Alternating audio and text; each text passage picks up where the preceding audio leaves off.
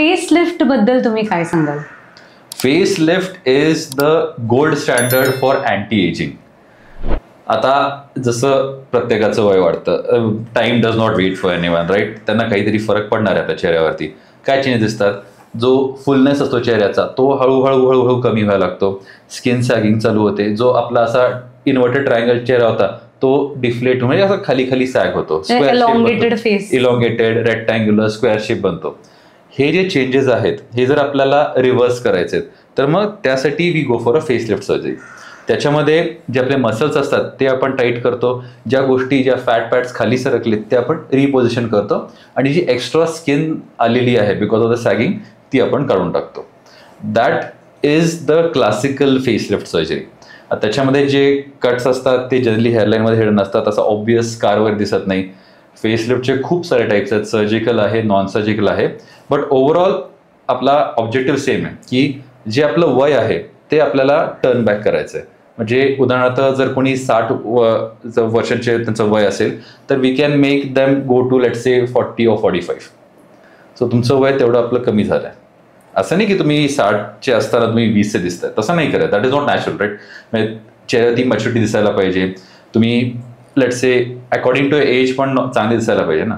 तर मग फेसलिफ्ट तुमचं काही वर्षांनी वय कमी करतं. That's what a facelift does. तर फेसलिफ्ट हे सर्जिकल ॲज वेल एज नॉन सर्जिकल असतं.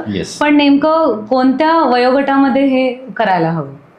फेसलिफ्ट ऍक्च्युअल सर्जिकल जे प्रोसिजर आहे ते जनरली आपण कधी करायला हवे जेव्हा चेहऱ्यावर तेवढं सॅगिंग आहे किंवा तेवढं लूजनेस आहे. तर आय वुड से की अराउंड 45-50 नंतर जेव्हा चेंजेस तेवढे दिसायला लागतात तेव्हा it's a good time to think of getting surgery, म्हणजे सर्जिकल फेसलिफ्ट. पण त्याला एक एक्सेप्शन आहे. ज्या लोकांनी खूप जास्त वेट लॉस केला आहे in a very short amount of time, त्यांचा पण फेस थोडासा सॅगिंग होतो, लूज होतो. They can think of facelift. So exceptions त्या रूलला पण आहेतच. तर नॉन सर्जिकल फेसलिफ्ट जे आहे ते आयदर आपण थ्रेड्सनं करू शकतो, दॅट्स नॉट थ्रेड लिफ्ट. ज्याच्यामध्ये कुठेही कट नसतो आणि काही मार्क राहत नाही. आपण थ्रेड्सनं टिश्यू सगळे आपण चेहऱ्यावरती उचलू शकतो. किंवा आपण मायक्रोनिडलिंग रेडिओ फ्रिक्वेन्सी MNRF, मॉर्फियासेट किंवा फॉर्म आहे जे काही पॉप्युलर नेम्स आहेत ट्रीटमेंटचे, किंवा हायफू ट्रीटमेंट जे आहे यांना नॉन सर्जिकल फेसलिफ्ट मिळते. फिलर्सनं आणि बोटॉक्स आपण नॉन सर्जिकल फेसलिफ्ट देऊ शकतो. हे नॉन सर्जिकल पार्ट जो आहे त्याच्यामध्ये मी वयाचा असं काही गट वेगळा नाही सांगू शकत. कारण काय इवन ॲट 30 जर थोडं आपल्याला वाटते की थोडं सॅगिंग आहे, मला थोडंसं इथं लिफ्ट पाहिजे विच विल माझा चेहरा छान दिसेल, आणखीन थोडासा युथफुल जास्त दिसेल, तर मग you are a good candidate. Definitely yes. सर्जिकलसाठी आय वुड से आपण 45-50च्या पुढचं घेऊया.